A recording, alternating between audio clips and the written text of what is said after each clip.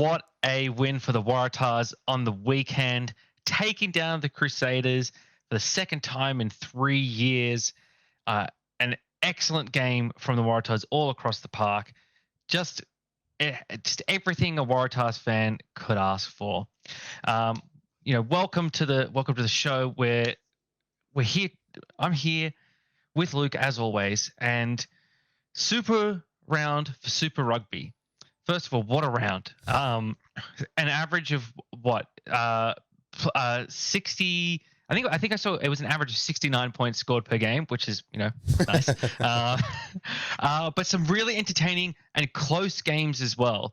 I think other than the Chiefs and the Brumbies, everything was within 10 points. I'm just looking across the board. Yeah, every other game, well, except for the Crusaders and Waratahs. So Rebels and Force were 14 points. I can say everything was within 15 points. There you go, or within 14 points. So less than 2 converted tries in just about every game except for the Chiefs and the Brumbies. So that is a really great result for Super Rugby because it shows the competitiveness of the teams this year. Now, who would have ever thought the Crusaders would be 0-2 and below Moana Pacifica and the Melbourne Rebels on the table? Who would have ever picked that? Not me. Not most people. Most people wouldn't have picked the Waratahs to win, coming in as $8 odds to beat the Crusaders. And let's talk about that game a bit more. We'll talk about the other games that happened in Super Round, but let's focus in a bit on the Crusaders and the Waratahs. Luke, I want to know, as a Kiwi looking at that Waratahs team, what did you see that you thought enabled them to beat the Crusaders? Yeah, look, I watched their game last week, and I've kind of mentioned this. Against the Reds, they never looked like threatening a win. They didn't look bad, but I just said, is this going to be the Tars for the season? They look all right, but don't deliver on anything. And then I think Morgan Turanui summed it up well, and there was just desperation. Again, the Crusaders are normally crisp. They're normally so crisp. They don't drop balls. They don't get charged down. But every single opportunity that the Waratahs got, they scored. And to be fair, the Crusaders gave them a few. But players like Jake Gordon, Tane Edmed, they stepped up and they took those opportunities when they had them. And against a good side like the Crusaders, if they give you opportunities, you have to take them, and that's what I think that's what the Tars did this week compared to last. They had opportunities against the Reds, but didn't take all of them, and I just think this was a big changing point for them this week. Anytime a ball hit the ground, someone was on it from the Tars, and chances are it was going 60 metres the other way. So that was the big thing for me. Yeah, I think there was a lot of point of contact win, and the confidence in that gave the Waratahs. The other thing to point out, and the man that's been rightly praised in the media has been Tane Edmed, and he himself pointed out the difference in his game last week to this week. Last week he ran it, I think he said one time, like he was mostly there facilitating with passing. This week he had double-digit carries, really threatening, set up a few tries, saving a try where Severis did that little kick through towards the end of the game, saved a try that could have made the margin even now and potentially given the Crusaders momentum for victory. So I think Tane Edmed deserves a lot of credit for that, and is definitely now put himself in line for that potential Wallabies 10 jersey, which we had a discussion on in the previous podcast, especially with his opposite numbers or his rivals for that position not necessarily having their best games. But I think overall the Australian 10s had a decent outing in Super Week. I think Tane Edmed put his hand up the most, though. His stock rose the most out of that. Ned Haddigan had one of his best games I've ever seen in a Waratahs jersey. The fact that we played without both starting centers and still got a win is pretty incredible as well. Tristan Riley, someone I was speaking to on the weekend at Touch Footy said Tristan Riley was a pleasant surprise. I said, yeah, you'd play hard too if your other option was to go back to the West Tigers,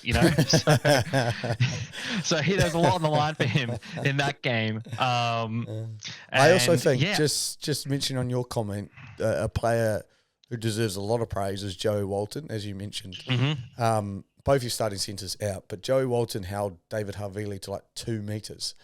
That's an All Black centre. Like, let's not hide away from the fact. yes, I expect a lot more from David Havili against a player like Joey Walton, who, played a few games last year, but this is his first kind of. Now he started the 2 games in inside centre. I go, man, what he did to stop David Havili, and even some of the crisp touches he had, I was like, that was what I saw was similar, like a All Blacks performance versus an Australian performance, the opposite way with what the Waratahs did. But yeah, I think for the Crusaders, 0-2, there's a lot of Crusaders fans moaning out there, and rightfully so, because they're so used to winning that they're confused what's happened. Look, in my belief, it's not doom and gloom yet for Crusaders fans. Like, what they did in the second half against the Chiefs show that they've got the pieces. They haven't put it together yet, and it's tough because you got to think. Not only did they lose Scott Robinson, who arguably the greatest Super Rugby coach of all time, but they lost up there one of the greatest Super Rugby players of all time, and in the most important position on the rugby field at fly half, Richie Mo'unga. And now they've got 2 young guys trying to fill in, and it just hasn't clicked yet. But Sam Whitelock missing as well. Experience. One of the great second rowers. Lineouts were a struggle for him. Agreed. Look, it's just the Crusaders are going through their transition period. They're reloading. They're figuring out what their strengths are, how they can be successful with the talent they've got on the field. And yeah, as you said, look, both of these games, the Waratahs and the Chiefs, they had incredible comebacks to be within striking distance of those games. With the Chiefs, they fell just short, and with the Waratahs, they fell short as well. It's their getting behind early. They scored first in this game, but they gave the Waratahs too many opportunities. I did like how at points the Waratahs, went to score the try, but then the next time they're given a penalty, they're like, no, cut our losses, take the points. You've got to play smart. I thought that those decisions were the right decisions to make, and that they got the win. That's what matters at the end of the day. And it was, as I think, definitely highlighting the effort. There are a lot of pieces that may not necessarily be superstars, but put in a lot of effort. Charlie Gamble had a great game. Vailanu, Hugh Sinclair, the forwards overall had a really good game. Walton and the backs, it was overall effort. Jake Gordon, he's just a rugby player, intercept, setting up the fend off as well was just, beautiful to see. So I think overall, it was effort by the Waratahs. The question is that going to be enough for the other Kiwi teams? And, they face the Highlanders at home this week. Now I'm actually going to go to that game because it fits well in my schedule. And I'm expecting that actually quite a few people will be motivated now to go after a win against the Crusaders. I really hope they do. And I'm putting the call out there that if you're a Super Rugby fan living in Sydney, make your way down to the game. Tickets are cheap as. We went last year to a Waratahs game. General admission tickets are $25 a person. That's cheap. So I'm expecting some numbers there. I'm hoping for at least because as well. Yeah. Sorry. First home game of the season as well. Exactly. First home game of the season against a team that they've beaten before in the Highlanders. Should be an entertaining game still. And they're coming off a big win against the Crusaders. Just mentioning on that. This win, I think, was so big for the Waratahs, Darren Coleman, everything. Purely because, say they lose this game, which they were expected to do, and the way they turn this around and win, as you said, it's given them confidence, and they can go on with that confidence that they can beat any team in the comp just about now. Like the Crusaders, when you beat the Crusaders, you start thinking you can win a championship. So, like, that to me, I go, if they didn't win this game, they would be hosting the Highlanders at home, 0-2, would have been heads down, struggle. Yeah. Coleman might be out the door. What's happening here? Now they go into this with a renewed set of energy. They then have to travel to Fiji and Ndura, who we all know is a tough place to go to. They're home against Blues first, then travel to Fiji. So home against the Blues, which is, again, no easy task. Exactly. And then to the Ndura. So I go, if they hadn't won that game, we could be looking at an 0-5 start and disaster. Now I go, like, if they hadn't won that game, I would have put them as not favourites against the Highlanders. Now I go, well, if they can do what they did last week against the Highlanders, they'll win that game. The Highlanders are just coming off a game against the Blues where they made 237 tackles.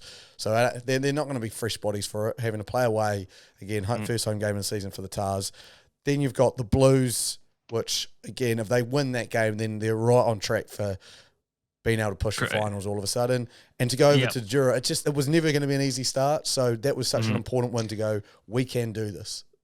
Yep, exactly. And then after the Dura, they have the Rebels, who've shown some fight, and that's in Melbourne as well. So not necessarily an easy game. Oh yeah, then all the Brumbies fans will turn up for that one. Yeah, that's exciting. Well, it's after this win against the Force, a comprehensive win. No, it wasn't comprehensive. They were terrible again in the first half. I honestly want to write them. Both of those teams, 14-point win. But the thing is, right, I think for the Melbourne Rebels, any win this year is huge for them. With the amount of off-the-field issues they have going on, where these players don't know their future beyond next year, right, to still show up to your team in those colours, not with no contract secured for next year, with your team dissolving. Like, how many players experience that situation? You know, that's I would very argue rare the territory. opposite, though, that they're playing for their futures, because if they don't that's perform, what I'm saying. The win is important to ignite that. I think what we saw in week 1 against the Brumbies was the shock of essentially being in administration. I think this week has given them some confidence to say, okay, well, we need to play for our futures now, and we can do it. We can get a win, right? So I think that they're gonna, and as well, remember, it's a very different team from last year. A lot of change pieces. Week 1 is always going to be difficult for them to put it together.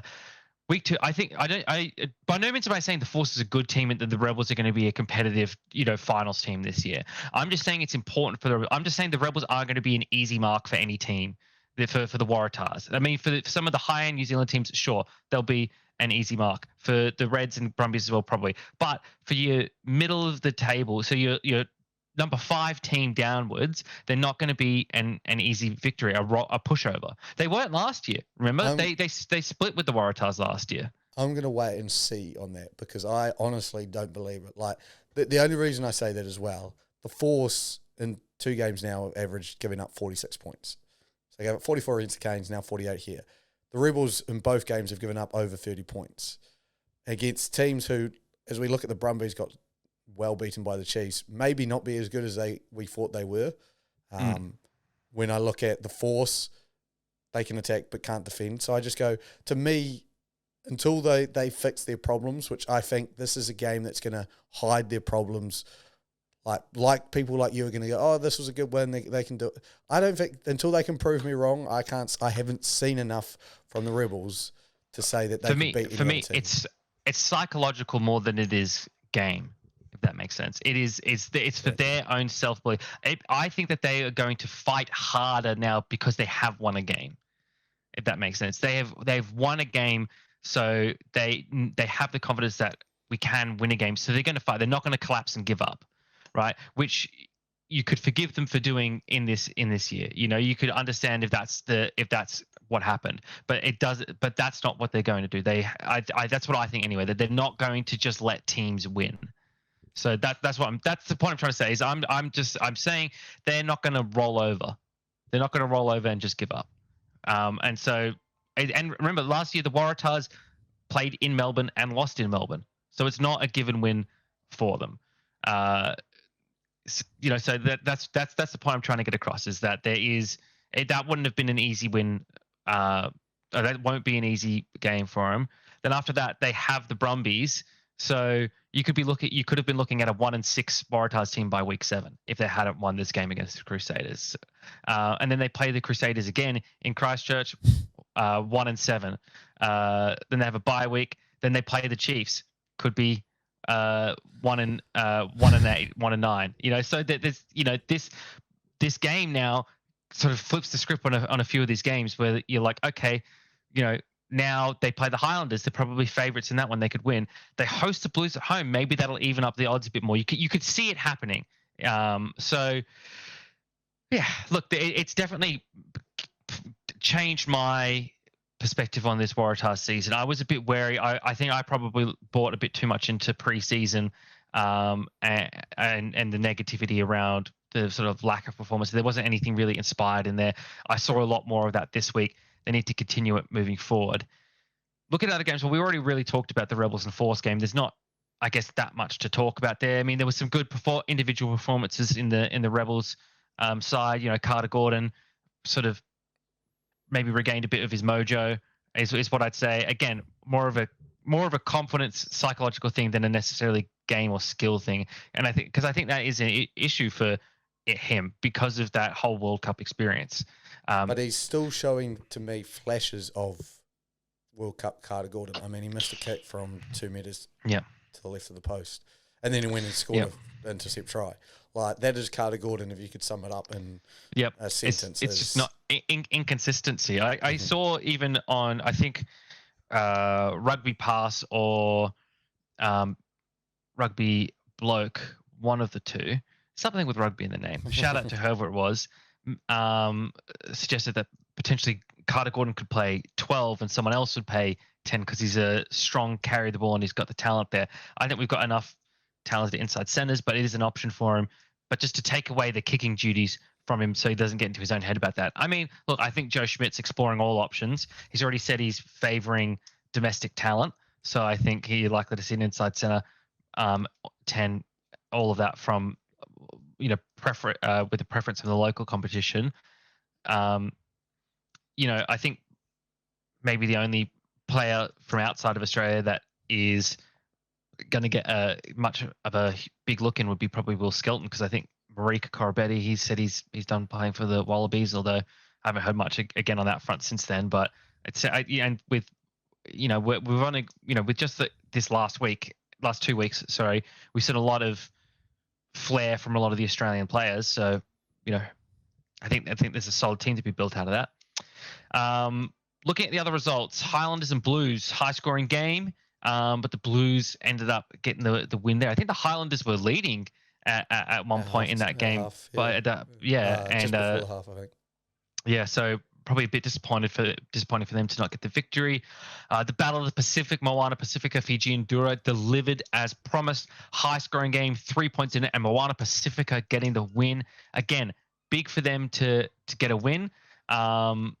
Maybe there's a little bit more hope for Moana Pacifica this year than we previously thought. They lost by 14 to the Highlanders. So against some of these Australian clubs, they're definitely a threat to take a win. Yeah, and in Dunedin, so they were up at half time. So there's a lot of that of good to be seen from Moana Pacifica. My question I pose is, can they make finals? Now let's run through it. Like, they obviously have a slightly harder draw because they have to play all the New Zealand teams twice, I believe. But they now, let's say the Rebels and the Force don't turn this around and they're both dog shit. Yeah. Let's say the Jura can't sort out their away winning performances. So then we go, there's 1, 2, 3 teams. The Waratahs, as we mentioned, if they didn't win this game, we would have put them down as a 4th team. All of a sudden, you're going Moana Pacifica in the finals. Now, obviously, the Waratahs have maybe changed their fate, which is fantastic for you. But I also go, there's, the Highlanders have to play everyone twice. Like, if the Moana Pacifica steal a game at home against them, I just sit there and I go, there are so many pieces that if they keep playing at this level and they keep knocking over, like, they were up against the Dura by more points, and it took a Fijian comeback-esque plays to make the comeback. So I don't rule them out of a finals contention if they keep playing the way they do with the players they're playing with. Their halfback Inari is still one of my favorite players. I think he's severely underrated and unrecognized in his efforts. But that'd be fantastic. Look, that's I think Super Rugby would.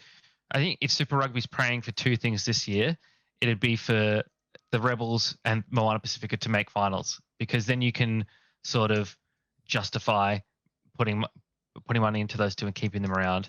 And I think, or you merge them, and then you think if these teams just both barely miss out on finals, you merge those teams, you potentially got another finals team on your hand. With the Jaguares coming in, the Jaguares coming in, that seems more than likely to happen next year. I think that's going to be big for the competition. Then, but there's no set deal beyond 2025. The contract is there's a principal agreement that's extended beyond that. But 2025 is the last year of, I believe, signed terms. So after 2025, all options are sort of on the table, including splitting into conferences, things like that. So next year there is going to be a competition in the same format as we've got this year, maybe with the Rebels gone and the Hagiwaris in, but beyond that, we could be seeing something different. Then we had the Chiefs versus the Brumbies. I think the Chiefs are just that good. They're just that good. I think last year they were very, very good as well. Just couldn't beat the Crusaders in the final. We've all been there. Well, I guess we haven't. And I think the Brumbies just copped it. It's just Chiefs are that good. They were the regular season bullies last year. Started out last year similar to this year, and they're going to be the team to beat. Damien McKenzie looked excellent, and again, threat running the ball as well as playmaking. That's what I saw from Tane Edmed as well, and I think that's where those guys really are looking to make their way into their national 10 jerseys. Totally. Then we had a thrilling game, which I'm sure you would have loved. The Hurricanes versus the Reds, 38-33. The Hurricanes getting it in Golden Point while a man down. Geordie Barrett off with a red card in his 100th game. Yeah, I had some thoughts on this, and I'll be interested to hear your opinion. No, it was definitely a red card. Don't get me wrong about that. I'm not going to argue that point. I'm going to argue. I think even Geordie recognised it at the time as well. You can see when he's going off the field. He wasn't like I'm coming back arguing or looking or looking like pissed at the referee. He was looking annoyed at himself. Like we've all had that look where he's like, "Damn, fuck, yeah."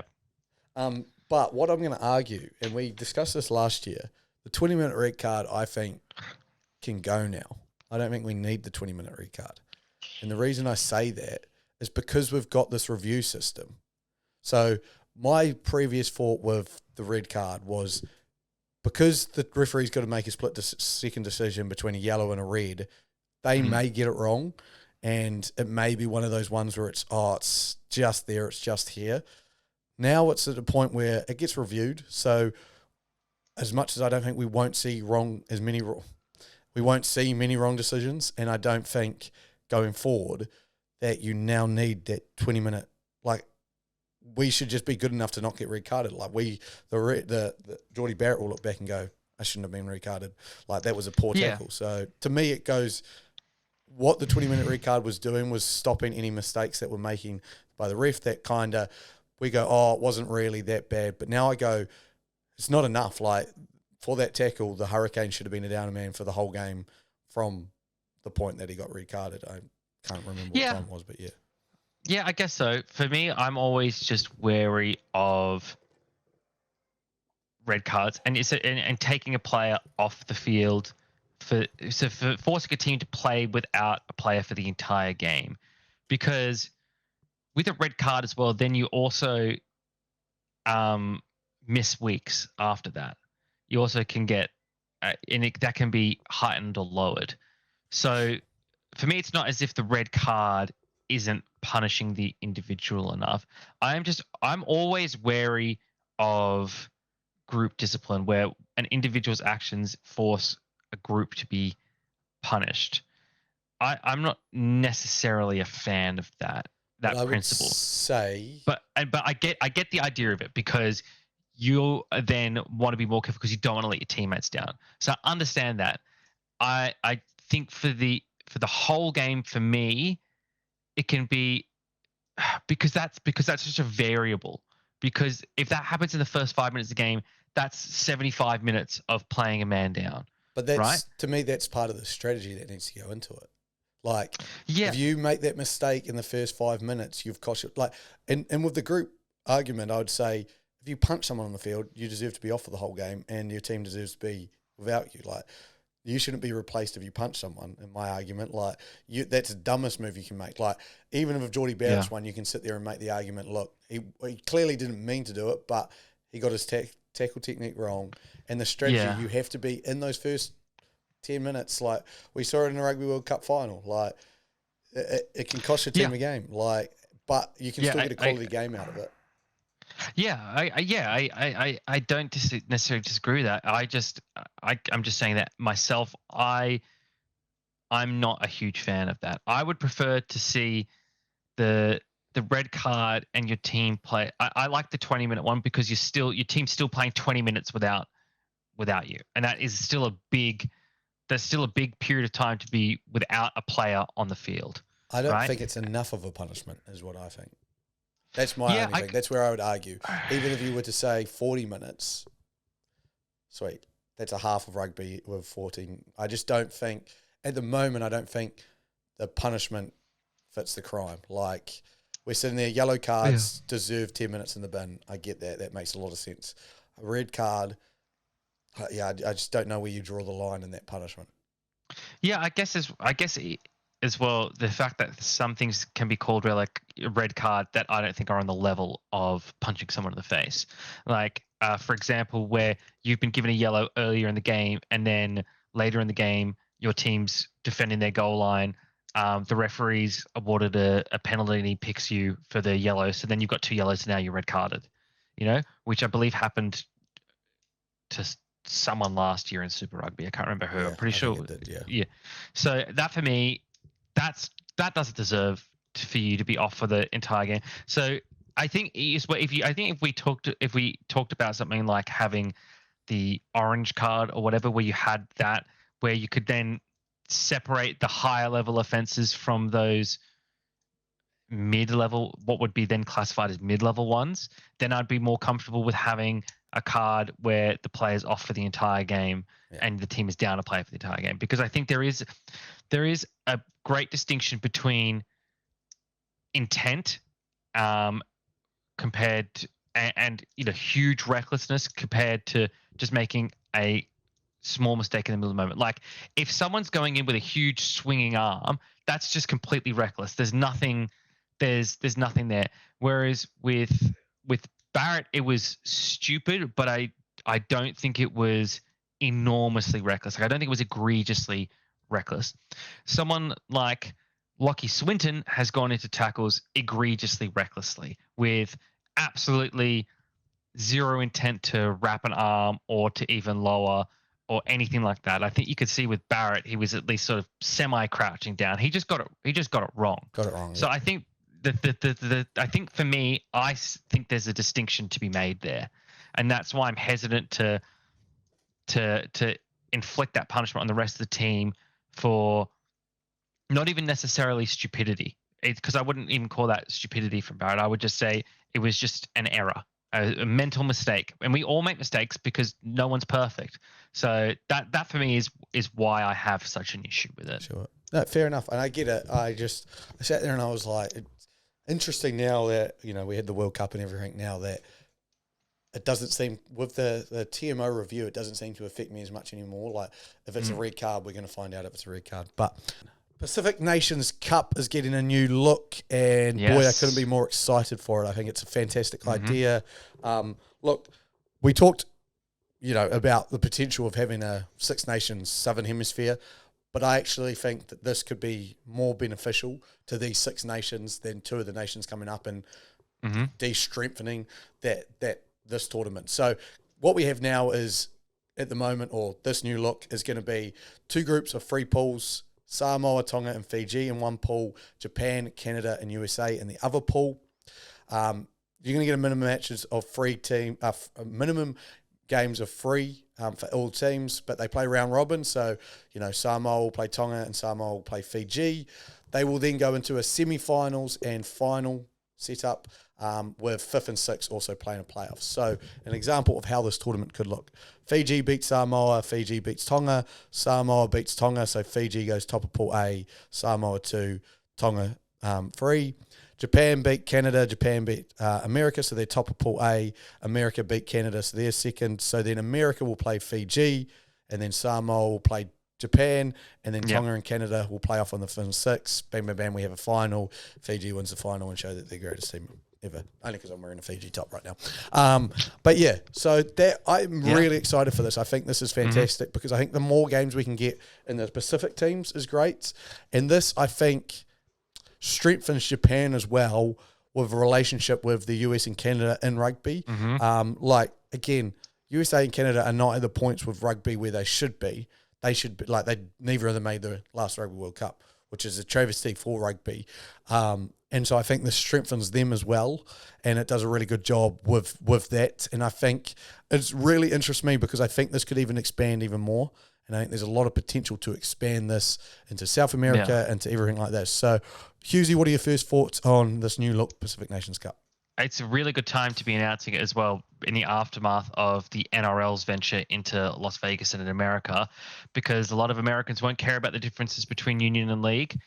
They'll see a rugby on the screen and they'll just watch it, which personally I think that's what everyone's attitude should be, because that's my attitude. I see rugby on the screen, whether it's league or union, and I watch it. So I think it's great. It's a great move. Getting America and Canada involved as much as we can is a huge move for World Rugby, particularly with an upcoming World Cup there as well, and just a huge sports market that exists in America.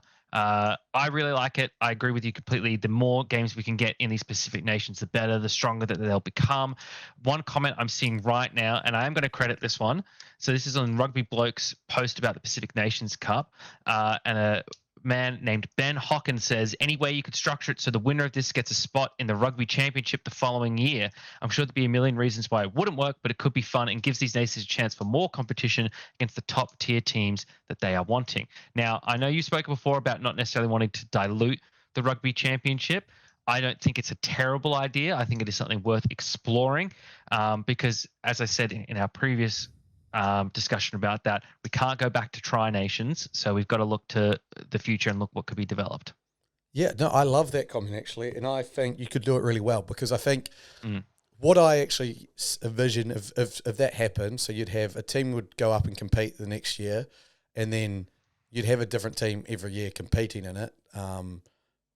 Ideally, that team would either come last, or even if they didn't come last, let's say the 4 big teams stay in it, and this team goes up. So say Fiji wins it, they go up. A team would replace them in the Pacific Nations Cup for that year, and then you just have a swap for whoever. Say Japan win it the next year, Fiji go back down, Japan stay up. Now, what I like about that is I think everyone would then play each other once, and you'd have a bye, so you'd have 4 games, and it opens up the idea that if we're only doing this over 5 weeks, where you're playing 4 games, 5 weeks because of a bye, then we can have a potential tour. Like I know the All Blacks lining up with South Africa to go and do a tour. Like I would love the idea of the All Blacks touring Australia and getting to play. Imagine the All Blacks playing the Waratahs at Allianz Stadium, like stuff like that, and vice versa. So it could open up for like a mini tour as well after, because we're not playing everyone twice. So that's 6 games. We could shorten this a bit. So I can definitely see a really good idea there. But yeah, that's an interesting concept. I just think, and I think, like you said as well, it'll strengthen, like Fiji getting to play 4 games against those quality opponents would be great. 4 games against Japan. And the fact with this one as well, that the final series are taking place in Japan and in the US in alternate years. Japan's such a moneymaker for rugby. The fact that what I actually think could be really good here is those Pacific nations, some of those players getting to play in Japan, getting recognised by Japanese scouts, talent going to Japan. It's not so far for them to travel to get a Fijian squad together. Currently, the only way is to go over to France. You see so many Fijians over in France rugby. So, again, another venture into Japan. We always like that. I think, as you said, Rugby World Cup coming up in America, we need to grow the game there, how that can be done. I think this is a fantastic first step. Absolutely. But let us know in the comments who you think would win a Pacific Nations Cup or will win this Pacific Nations Cup next year. Fiji favourites obviously went, I believe, the furthest, yes, out of all these teams in the last Rugby World Cup. But, I mean... Japan could be a threat. Exactly. Japan, especially if they're going to be hosting the final. Especially with the pool that they've currently got set up, which is USA and Canada. You'd think they'd breeze past those 2 teams pretty easily, whereas Fiji playing some pretty physical battles against their Pacific Island brothers. So it could be a really interesting final series. I'm so excited for when this kicks off. I think this will do really well. It's taking place in August and September, so stay tuned for those games. I still think a big thing for World Rugby is a globalised calendar. They need to sort out, like, when are we playing internationals, when are club rugbies, things like that. work all that out. I know it's not easy, but I think that's going to be a major first step. Get the South African teams back at Super Rugby. Yeah, all those kinds of stuff to be worked out. Yeah, exactly. But thank you for joining us on That Rugby Podcast. I've been Luke. That has been Husey. We are the Sports Booth. We will talk to you later. Goodbye. Peace.